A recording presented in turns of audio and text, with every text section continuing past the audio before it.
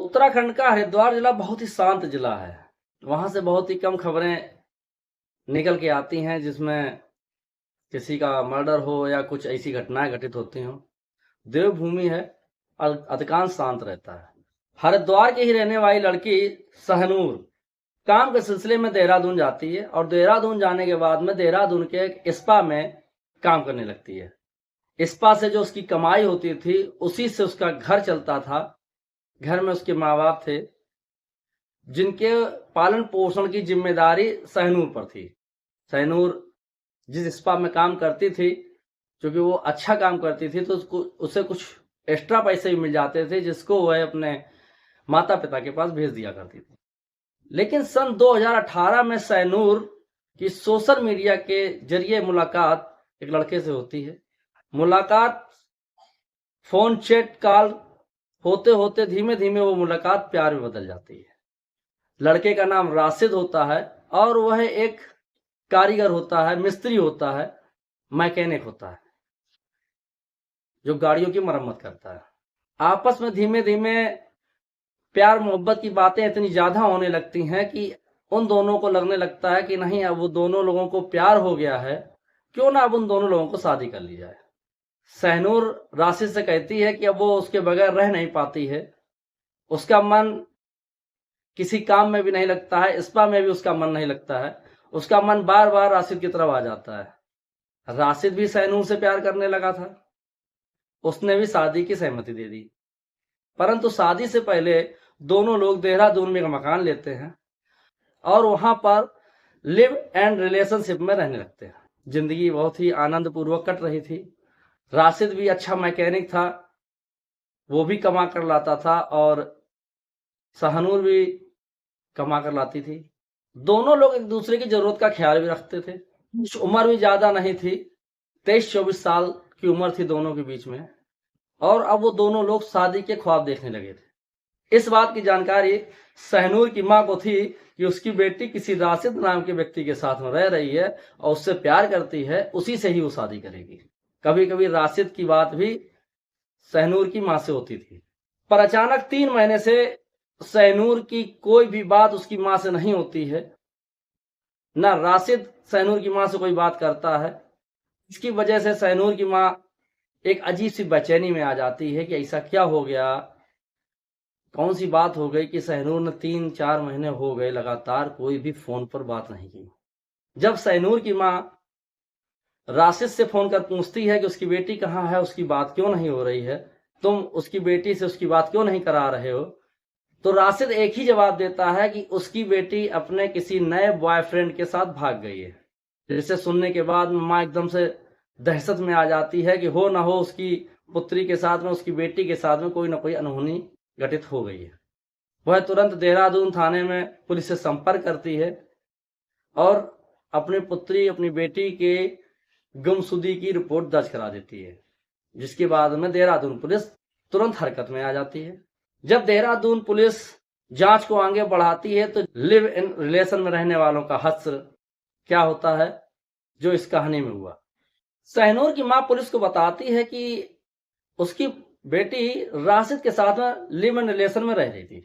अक्सर राशिद से उसकी बात भी होती थी और दोनों एक दूसरे से शादी करना चाहते थे। फिर ऐसा क्या हुआ कि उसकी बेटी राशिद को छोड़कर चली गई और उसको फोन भी नहीं किया, उसको बताया भी नहीं। पुलिस ने अपना जाल चारों ओर फैलाया, अपने मुंह पर फैलाया, क्योंकि राशिद और सहनूर जिस मकान में रहते थे वहां से राशिद भी जा चुका था। जब मकान मालिक से पूछताछ की गई तो उन्होंने बताया कि करीब 3-4 महीने हो गए हैं, उन्होंने ना सहनूर को देखा है ना राशिद को देखा है। मकान का किराया भी उसने नहीं दिया है।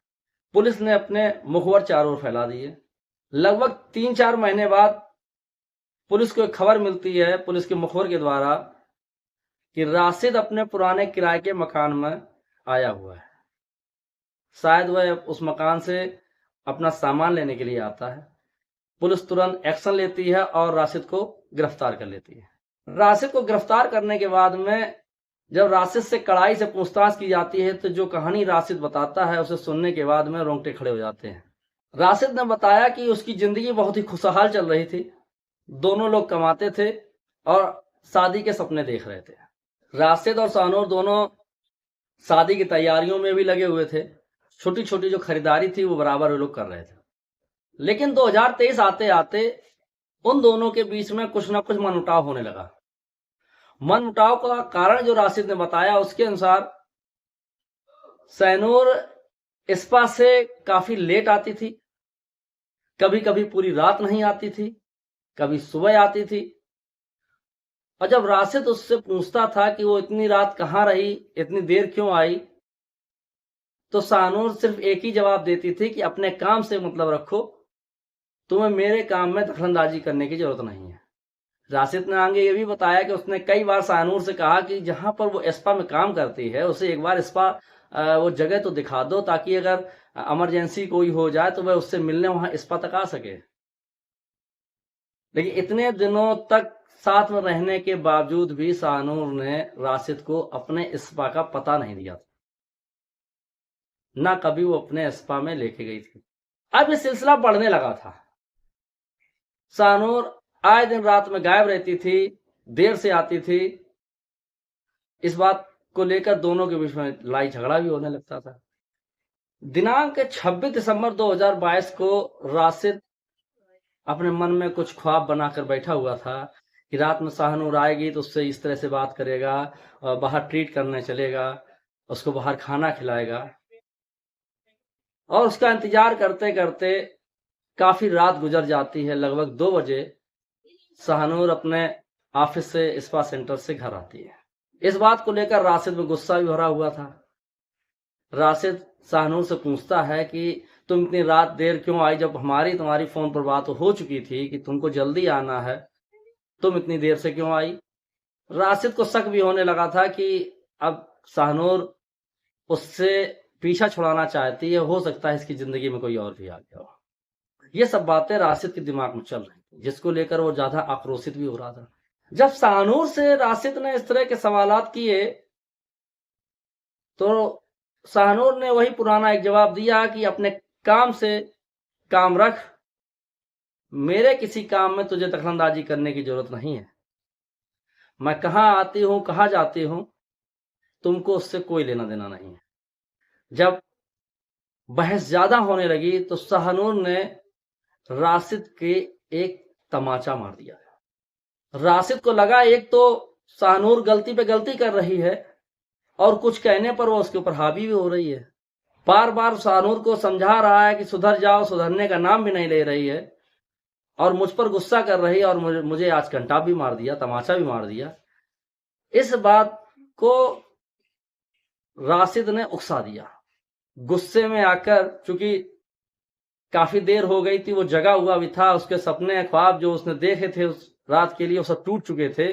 उसके मन में गुस्सा भरा हुआ था। उसने गुस्से में आके शाहनूर का गला दबा दिया।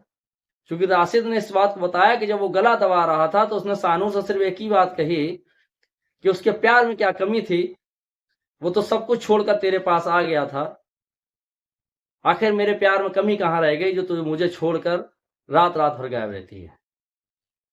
और राशिद तब तक गला दबाता रहा जब तक शाहनूर का दम नहीं घुट गया, उसकी सांसें बंद नहीं हो गई। जब शाहनूर की सांसें थम गई तब राशिद को अचानक से झटका लगा कि उसने यह क्या कर दिया। गुस्से में उसने उसी को मार दिया जिससे वो बेइंतहा प्यार करता था। शाहनूर तो उससे प्यार नहीं करती थी, लेकिन वह तो शाहनूर से प्यार करता था। उसने यह क्या किया, उसे अपने गुस्से पे कंट्रोल रखना चाहिए था। लेकिन चूंकि अब एक मर्डर हो गया है, कत्ल हो गया है, शाहनूर मर चुकी है, तो उसकी लाश को ठिकाने भी लगाना था। रात के करीब 4 बज चुके थे।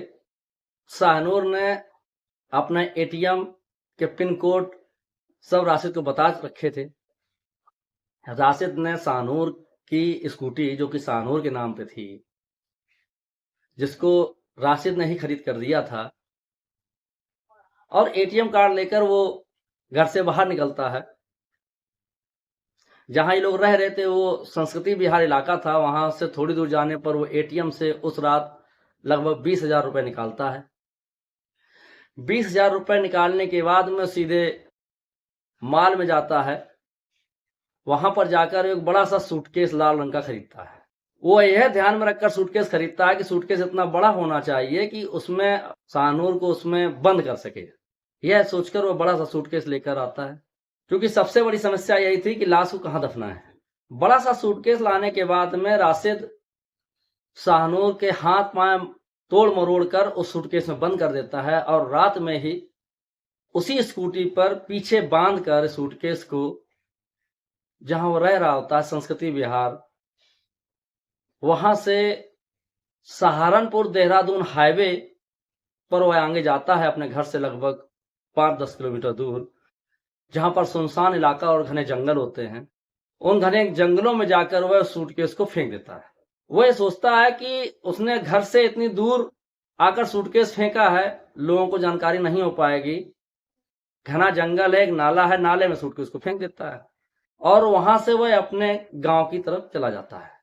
इधर पुलिस चूंकि मुखबिर लगा चुकी थी और प्रथम दृष्टया वही आरोपी भी दिख रहा था, क्योंकि मां ने जो FIR कराई थी उसके अनुसार भी यही बताया था कि राशिद के साथ में रह रही, तो पुलिस की नजर राशिद पर बराबर थी। जब राशिद सामान लेने के लिए उस किराए के मकान में वापस आया तो मुखबिर की सटीक सूचना पर पुलिस ने तुरंत दबिश दी। दबिश देने के बाद में राशिद को पकड़ लिया। राशिद की निशानदेही पर पुलिस ने उस जंगल में जाकर उस सूटकेस को निकाला, ढूंढा। जब सूटकेस को खोला गया तो एक सड़ी गली सी लाश कंकाल के रूप में मिली, जिसका जब DNA टेस्ट कराया गया तो वो शाहनूर की ही निकली। राशिद बार बार पुलिस की अपरीक्षा में सिर्फ एक ही बात कहता रहा कि उसने तो बेइंतहा प्यार किया था, उसके प्यार में क्या कमी रह गई थी जो शाहनूर ने उसको धोखा दिया था। जब वो बराबर कई सालों से लिव इन रिलेशन में रह रहे थे तो उससे क्या जरूरत आ पड़ी थी कि वो रात रात भर गायब रहती थी। पुलिस ने गंभीर धाराओं में राशिद को जेल भेज दिया। अब राशिद को शाहनूर को मारने का कोई पछतावा भी नहीं हो रहा है। उसका कहना यह है कि उसने तो शाहनूर से बेइंतहा प्यार किया था, गलती शाहनूर की थी। उसको उस रात तमाचा नहीं मारना चाहिए था। एक तो वो गलती कर रही थी, गलती करने के बावजूद अपनी गलती छुपाने के लिए उस पर हमला भी कर रही थी। राशिद इस समय जेल में है और शाहनूर इस दुनिया से विदा हो गई। उसके माँ बाप पे क्या गुजर रही होगी, क्योंकि शाहनूर ही पूरे घर की देखभाल करती थी। अधिकांश हम देखते हैं कि लिव इन रिलेशन में रहने वालों का हश्र लगभग इसी तरह का हो रहा है। कहानी अगर आपको अच्छी लगी हो तो चैनल को लाइक शेयर सब्सक्राइब करना ना भूलें। जय हिंद, जय भारत।